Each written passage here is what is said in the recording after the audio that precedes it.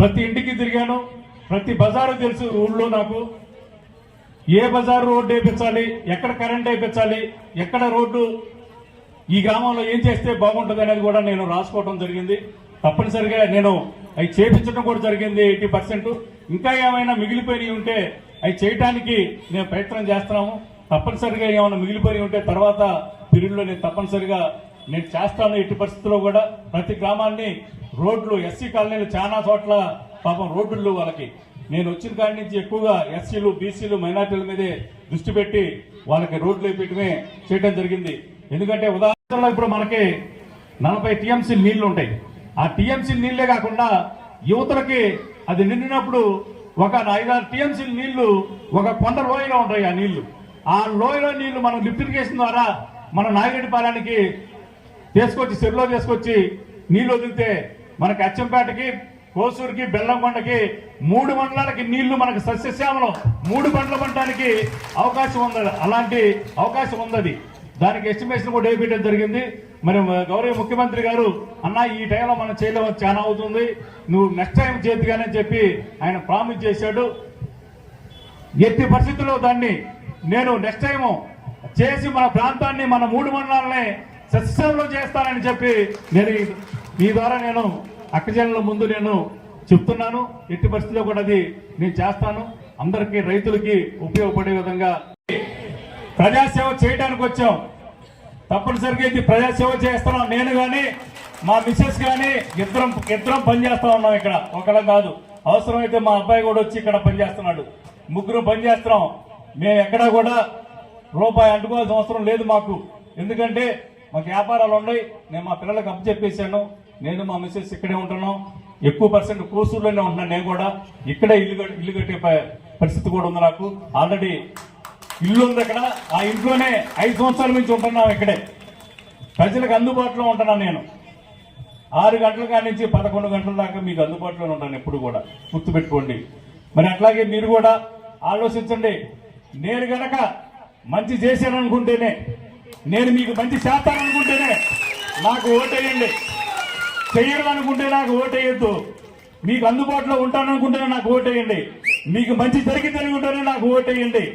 ఏదైనా సరే మీకోసం నేను మీ తమ్ముళ్లాగా, మీ అన్నలాగా నిలబడతాననుకుంటేనే నాకు ఓటేయండి. ఏదైనా మీరు చేయగలుగుతారు. అక్కజల్లు మీరే చేయగలుగుతారు. మీరు చేయాలనుకుంటే ఏదైనా సృష్టిస్తారు.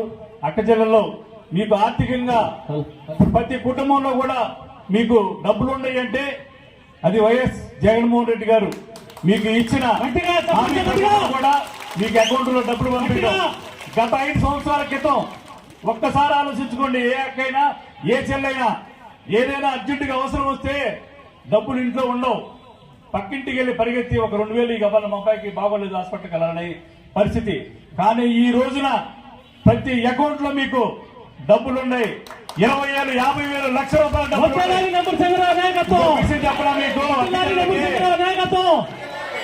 ఈ భారతదేశంలో ఏ రాష్ట్రంలో కూడా లేని డిపాజిట్స్ సేవింగ్ అకౌంట్లలో, అక్కచెల్లెల అకౌంట్లలో 50,000 కోట్ల డిపాజిట్లు ఉన్నాయి. ఈ ఏ రాష్ట్రంలో కూడా లేదు. అది మీ అకౌంట్లోనే ఉండటం అనేది నిజంగా మీ అదృష్టం. ఆంధ్రప్రదేశ్ అక్కచెల్లెలందరూ కూడా చాలా అదృష్టం చేసుకున్నారు. ఆ ఇల్లు కూడా అమ్ముకోవడానికి హక్కు కల్పించాడు. దాంట్లో గతంలో ప్రభుత్వంలో మీకు ఇచ్చినవి అమ్ముకోవడానికి హక్కు లేదు. గత 30 సంవత్సరాల నాడు ఇచ్చినవి మీకు అమ్ముకోవడానికి హక్కు లేదు.